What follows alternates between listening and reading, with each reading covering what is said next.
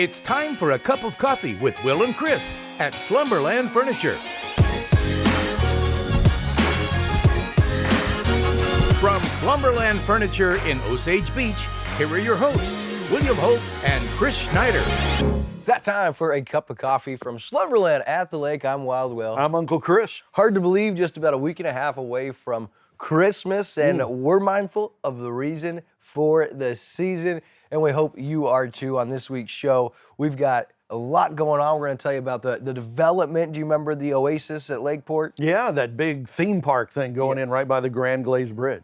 An extension granted from the city of Osage Beach, some different reactions we saw from that, plus lake level incredibly low, and we're going to talk about Homes for the Holidays, great program right here through Slumberland at the Lake. And in case you were living under a rock, that Bills-Chiefs game was a little controversial. Wow, yeah, can't wait to get into that. We're going to tell you about that and a whole lot more, but first, a message from our friends at Slumberland at the Lake.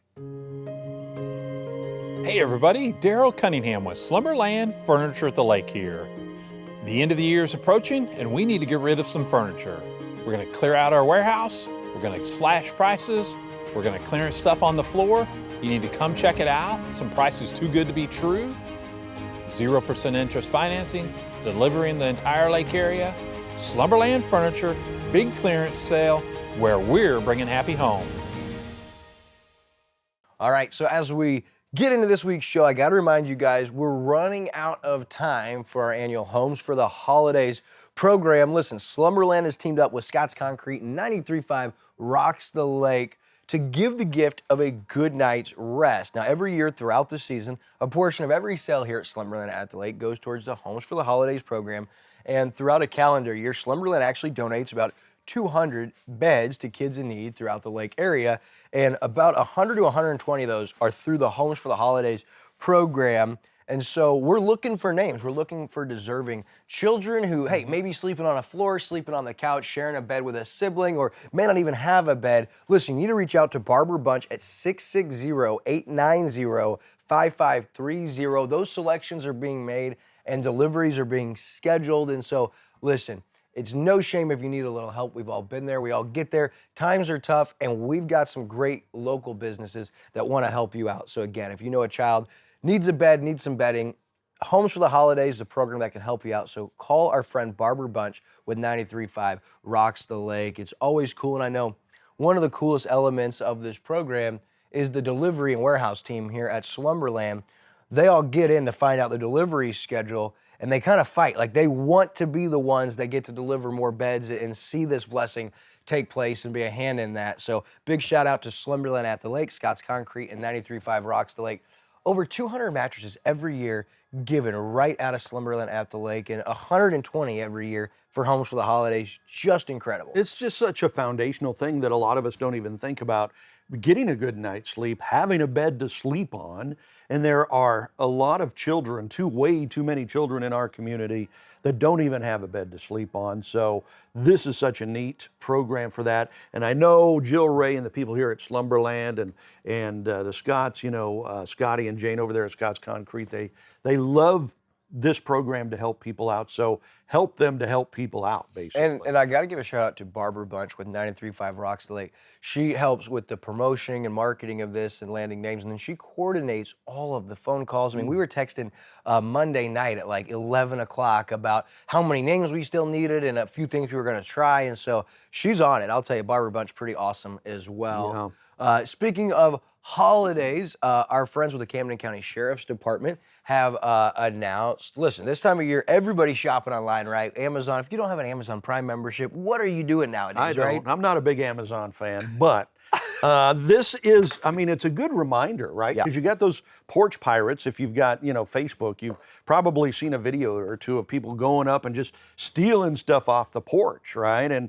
And so Camden Sheriff's officers just reminding people, hey, be careful because this is the time the porch pirates come out. A couple of things you can do about it. He said just be mindful and make sure that if you are having packages delivered, you either give them instructions on where to put them where they can't be stolen, or it'll be easier not to be stolen, or your neighbors. Talk to your neighbors. Hey, would you keep an eye out for a delivery? Could you, put those in our front door? Could you hold them for us or something like that? Just be smart about that stuff, because there are people out there that will steal the stuff right off your porch and maybe ruin somebody's Christmas. Yeah, and they also recommend a simple home surveillance or camera system can sometimes scare them away. And also a thing that we had to move to is a P.O. box, because, when you live in neighborhoods, that's one way to prevent people coming onto your porch and taking your packages. Yeah. But you notice nowadays, most people do a lot of their shopping online, and it's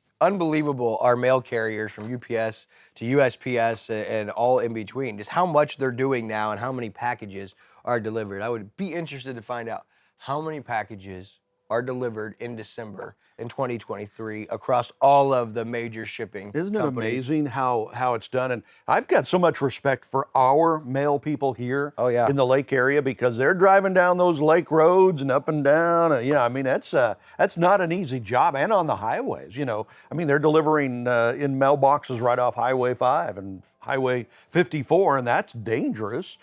So kudos to those people who get us our mail, especially during the holidays. Yeah, when it's cold, not to mention the dogs you got to look out for, and like you said, the roads. So an idea that I saw also on Facebook is outside your door, if you get a lot of mail, put a little basket with, some snacks, goodies, a nice friendly note. That's a good idea. Because when your mail carriers are going around, that makes a big difference for them. And listen, that is a luxury that we get to enjoy here in the States. And I see people complain, postage is going up, and it's like, we get to send a card with a handwritten message for 60 cents across the country. The ease and the low cost of that is pretty incredible. And we kind of we're to the point where we take those things for granted. A little bit spoiled, absolutely. Yeah. And it's so important. Remember back in school learning about the Pony Express, getting mail across the country on horseback and stuff like that. So yeah, it's, and again, that's not an easy job. So kudos to those people who do that for us. So.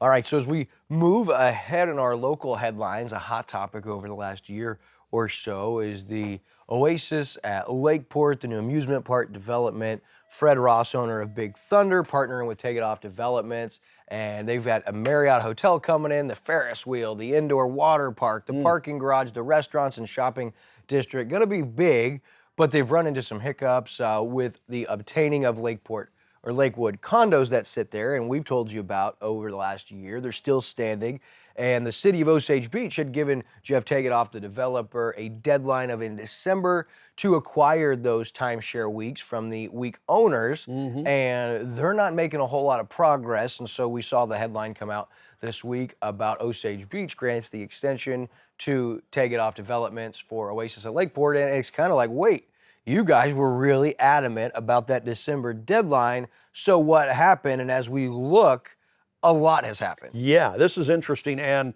over the last year, I think our perception of this whole thing has changed a little bit, because at first it almost looked like, okay, maybe the city and maybe the developer is trying to railroad this condo into, just basically railroading over them to, do something that's not nice. And over the last year, we have seen the developer try to go and get these condos, but they've been overly fair about it, from the story that's in Lake Expo anyway.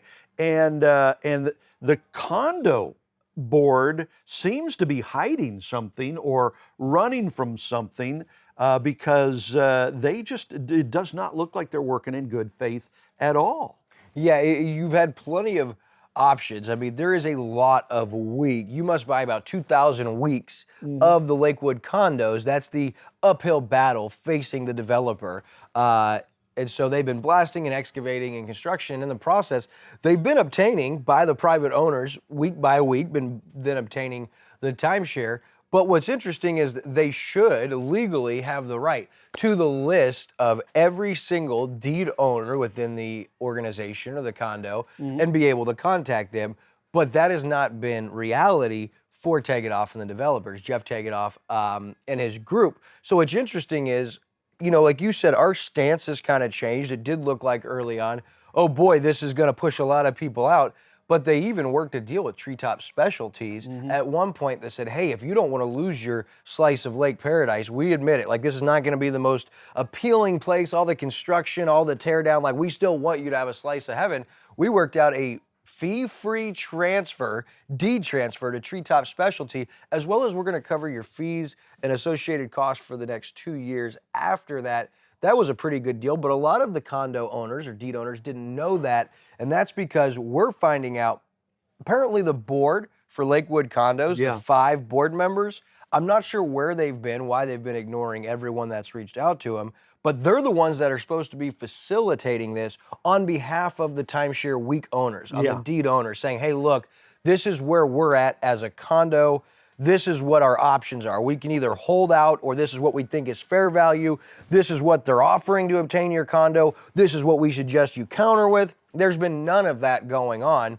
And so... And apparently the board has been hiding some stuff from the condo owners, like offers to buy. Correct. They haven't been told about that. Or the developers wanted to come to their annual get-together, and they weren't told about that. But offers have been made. So let's see, Tegehoff offered $4.5 million for the Lakewood Resort with a $100,000 allowance for costs related to closing the sale. The board's counteroffer, so this is the condo board, they counteroffered wanting $8 million with a $2 million allowance, okay? And listen, Chris, real quick. Yeah. That was way back early on in the discussions, and the condo obviously having those discussions to the point where after the initial offer, they counter the developer. Yeah.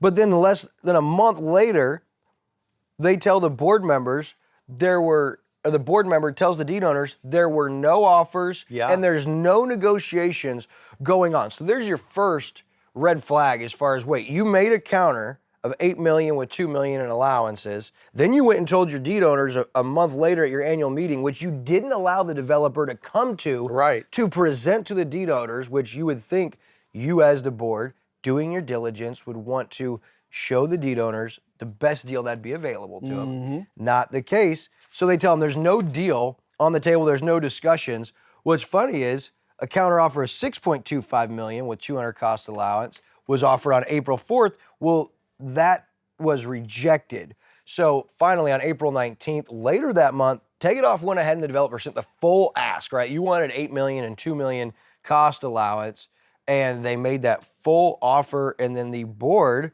and it's Hush Blackwell, the legal team for Tegehoff, says the developer was informed the offer had been rejected and the board was terminating discussions with the developer over the potential purchase. All the while, this board telling the condo owners, deed owners, there's no ongoing discussions. It's amazing. I mean, and so if you didn't get that, what the condo board asked for, $8 million and $2 million in cost allowances, the developer came back and said, okay, we're going to give you all of that, exactly what you want, and they said no, right?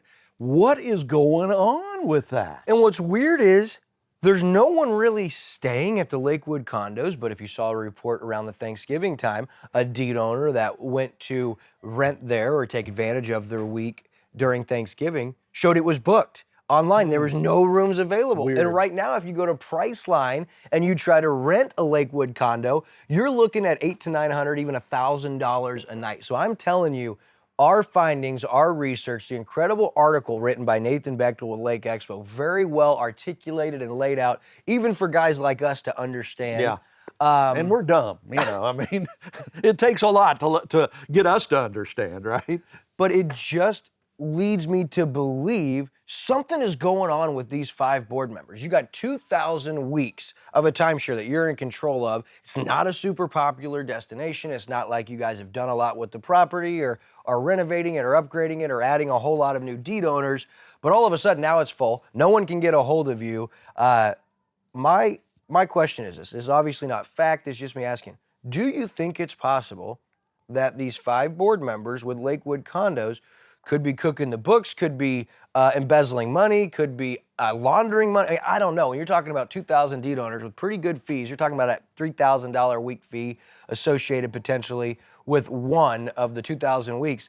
I mean, could there be something where they thought when they countered with $8 million, well, that's such an unbelievable high evaluation for this property. They're going to say no and we'll be fine. Well, when they got that full ask, they were like, oh, crap. No, negotiations are off. We're not talking. Yeah. I mean, and I hate to get to this point, but listen, we can no longer look at the city of Osage Beach and say, well, why are you extending that for them? Well, I'll tell you why they're extending it, because the condo board is awful. They're absent. They're not communicating. And so the city, who has, in good faith, done their diligence and gotten to this point in the development, you can't really turn your back now, especially when one of the two parties, you either got the developer or the condo board is really making it difficult. So I think the city is saying, look, we're too far into this. We'll absolutely extend. And Cole Bradbury said, when asked at the board meeting about a week ago, was asked, okay, so what happens if this extension gets to the end and it expires and they still haven't acquired the timeshares legally?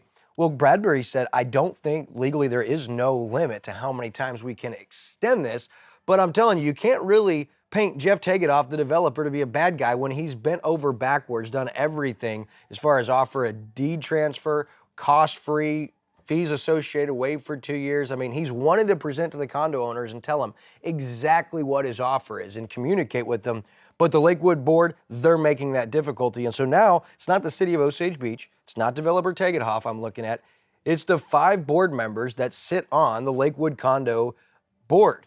Where are you guys at? What are you doing and what do you have to hide? And if nothing, please come talk with us. We'll open up a seat right here on Cup of Coffee. We'd love to have a conversation. But I'm telling you at this point in time, like I said, not the city, not the developer, something stinks about Lakewood condos. Sure looks that way. And in late August, Hirsch Blackwell says the board sent a poll to the Lakewood owners, these condo owners, asking if they would like to sell their timeshares. And the result of that survey showed that 500 weeks participated in the survey, and 66% of the respondents intended to sell their timeshares. So it looks like a majority of the condo owners, at least 66%, want to sell, right? But it doesn't seem like they're getting the information from the condo board. So yeah, it's going to be interesting to see where this goes. And I would imagine there's going to be legal proceedings and things that go on as far as, is the board at Lakewood giving what they should be to Tegetthoff as far as what legally is his to have access to, like that list, contact information, financials, which they haven't. And so I think there will be legal action. You noticed in that article, it talked a little bit about some legal stuff going on. But all I'll say, Chris, this does not look like it is going to be going away anytime soon. I would say buckle up for the long haul, because this could get dragged out for some time. Well, and it's already in the courts. I mean, they've got just armies of lawyers on this. At least the developer does. They've had to force the timeshare board to get information. The board refused to provide member lists to the developer, which it is legally required to do. So the developer sued in October. Judge ruled the association had to produce the member list, and then they finally did on the last day. So it does seem like the condo board is trying to hide something or slow roll something. And when this all started, I was kind of on the condo board side. Okay, they got a low offer, they almost took it, and then they said, wait a minute, we need more money. Okay, I understood that, right? It's probably worth more than that. And then they got more money. They got that $8 million and, $2 million in fees, and they got everything they wanted, and they still ran from it. So something doesn't look right. And listen, I mean, for the first, like you said, we kind of felt like the developer was maybe the big bad guy coming in, and that's the way they painted it. But listen, those were all really bullets that we put in our own gun. Yeah. The board has not done anything to help with that. They haven't come out. And it's like, if you guys have concerns or you're worried about something, voice those, because it's starting to look really bad by the way they're sitting silent. Well, and then, but after all of this, everything that the developer doing is still on schedule, apparently. The story says as long as Tegetthoff and company are able to acquire timeshares by June, so they've still got, 6-7 months. He says the project timeline will proceed uninterrupted, and in spite of the delays, he speaks with confidence his eventual acquisition of Lakewood is going to happen. Quote, it certainly is not holding anything up regarding the amusement park, he said, the delays, but it would certainly make things easier.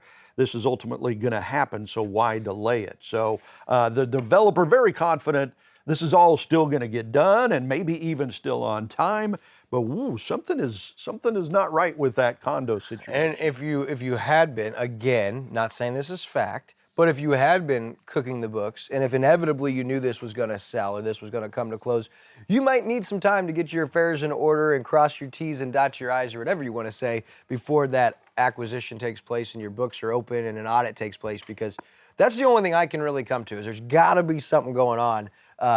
As we move ahead in our local story, it looked like the lake level incredibly low for this time of year. Yeah, and any of the lake residents that live on the water, I mean, we've noticed this for the last several months, that the lake levels are way below normal for this time of the year. Why? What's going on? Well, we hear, there's a drought going on, the Mississippi's really low, so they need the extra water for shipping on the Mississippi. I don't know if that's the reason or not, but right now the average lake level is at 658. That's 2 feet below full pool, right? So in the summer, they get it up to 660, which is 660 feet above sea level at the Bagnell Dam. And that's the high point, 660 feet above sea level. And then during early spring, usually they drop it about 6 feet. Well, we're nowhere close to early spring, and we're already like 4 feet down. So it is kind of weird and interesting. And I don't know that they actually said why the lake is low. Did you see a reason for it? I didn't see. Now, we got our story. I believe this is from KRMS News, but it didn't really go on to say why it was low or whether we can anticipate it coming up or whatever. But it is interesting to see it this low. And I've noticed for a while, though, around a lot of the monumental areas or iconic areas around the lake that you can really see where the water is typically at, especially on the toll bridge. When you're coming in, you see JB Hooks. When you look down there at the water below the bridge, you can see the line of the rock is way above where the water sits, which means it's much lower. And I guess that means it could cause concerns for dock owners and things of that owners really nature. worried, yeah. Well, and remember a couple years ago when the lake froze over and they needed to run a lot of water through the dam to get electricity to send to St. Louis. It wasn't even ours, right? We get our electricity from Tunnel Dam. So we were making electricity for St. Louis, but they have to run a lot of water through the dam to do that, brought lake levels lower. Well, with the cold winter, it froze. It was easier to freeze because the water levels were lower, damaged a lot more docks and everything like that. And I think a lot of dock owners, homeowners are worried about that now. If the water's already this low, what's going to happen if we have a really cold winter and docks freeze and fall and break and all that stuff? So one of those risks that you really, you have when you live on the water, you're responsible for whatever ends up happening, because I don't think Ameren's going to come write checks for the docks, are they? Nope, I don't think so, no. All right, listen, a sore subject for people in this part of the world. The Kansas City Chiefs fall yet again, second loss in a row to my Bills on Sunday. Congratulations, man. I bet you guys were happy, huh? Yeah, we were a little bittersweet. You're back in the playoff race. Yeah, we'll see how long that lasts. Us and every other team in the AFC except for one. As there's only been one team mathematically eliminated. That's the Patriots, But so the Bills hold on and win 2017. The Chiefs, they fall to 8-4. They're going to play at the Patriots this weekend. But so what were your initial, before we even get into the offsides, the Kadarius Toney, overall, what were your initial thoughts of the game outside of the officiating? I thought it was a great game, and I figured it would be going in. I think I picked Kansas City to win slightly just because they were at home. But the way Buffalo played Philadelphia the week before, I knew they were starting to play good again. So they were going to be a tough one to beat.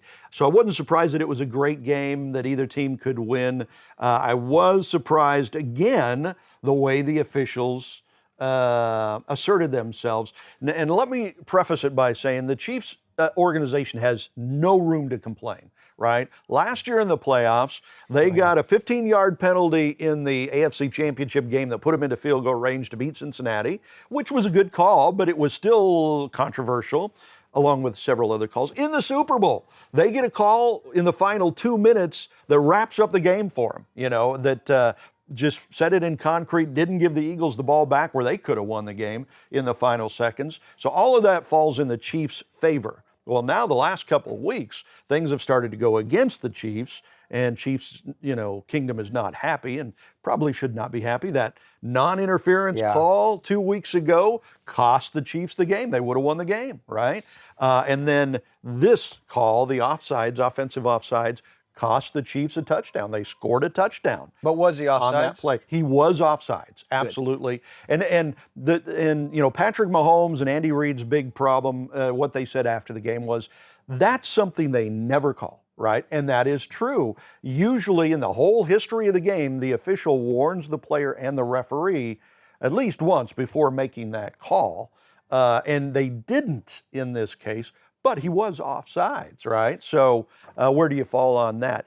I thought it was interesting what Patrick Mahomes said, too. He said, that was an iconic play that would have gone into the NFL annals of all time as one of the coolest, the way Kelsey lateraled it, and Chiefs score, touchdown, game-winning more than likely in the final seconds for a Hall of Famer like Kelsey. That would have been an iconic play for decades, and now it just gets wiped out. Oh, no, I still think we'll see that play for years and years. Pat McAfee talked about the day that Travis Kelce gets inducted in the Hall of Fame, they're going to show that play, right? And then at the very end say, but it didn't count. Yeah, it never counted. Right. But you'll still hear about that. You'll still see that. I mean, such a cool play just because you don't see stuff like that happen in real time, the improv. It looked like they drew it up. It was such a It did look like it, the way Tony was sitting there on the spot. Yeah. But what else you didn't mention? Last week that pass interference call, the no call, I mean, that was blatant, right? Yeah. But what no one talks about is the Mahomes who was fighting for extra yardage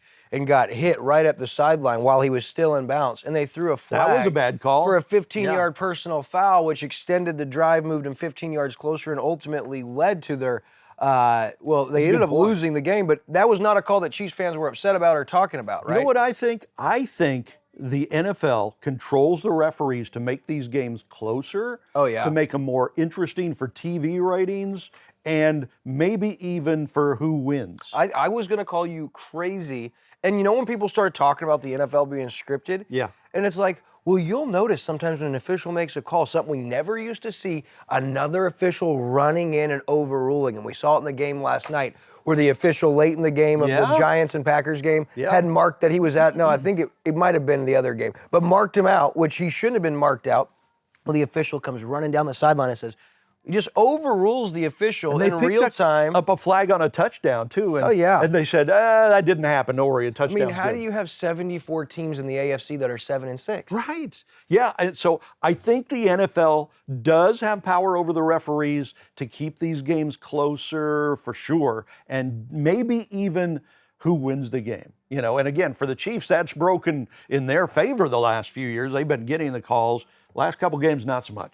Yeah, it's been interesting to see. I just, like you said, I'm really tired at this point in time. And it seems like every week during either a prime time or two of the potential playoff teams are squaring off, after the game is final, we're always talking about a penalty or an official. And it didn't used to be the case. You're going to have bad calls. It happens. They're humans. But at this point, it's getting a little ridiculous, especially when you have instant replay. And we're supposed to have all of this technology to hold the officials accountable. Yet this is by far the worst officiated season the NFL's ever had, and it's gotten drastically worse year after year the last 5 or 6 years, and this year takes the cake. I mean, it is unbelievable, but as a football fan, I want to see the players decide the outcome of the game. I don't want to see the zebras, the flags thrown all the time, so kind of tired of seeing that, but it'll be interesting to see who ends up going to the playoffs because a lot of teams still alive. Well, and another thing is I think the NFL has the power over a lot of the broadcasters to kind of mute what they say. Hey, don't be talking bad about our officials, right? Or there would be even more talk about this. You call that the Jason West and Misha William Holtz effect. Like, shut that kid up already. But they have a lot of power, and you're right, because a guy like Joe Buck or Al Michaels or any of those guys, they have to say a lot. They could say a lot of things. They're not saying a lot of things. No, they usually pull back and don't say, and those official referees, let's get Gene Saracen's idea on that. Gene Steratore and Dean Blandino. They're only there to back up the officials, basically. Always. Always. All right, so as we get ready to wrap up, don't forget, now this weekend, December 16th, 11 to 3, your last chance to see the holiday for the horses at the Forget Me Not Horse Rescue and Sanctuary. Also, Gary Pinkel on the Lake TV Community Spotlight Show this week. Pinkel. Yeah, baby. The Greatest coach. Winningest coach in Mizzou football history, Gary Pinkel on the Spotlight Show. Greatest coach of all time. Also, don't forget high school basketball. We had girls basketball this last week. We've got a couple of games under our belt. Incredible, plus our coaches show going. Great time to be here at Lake of the Ozarks. Until next week from Slumberland at the Lake, we'll see you then.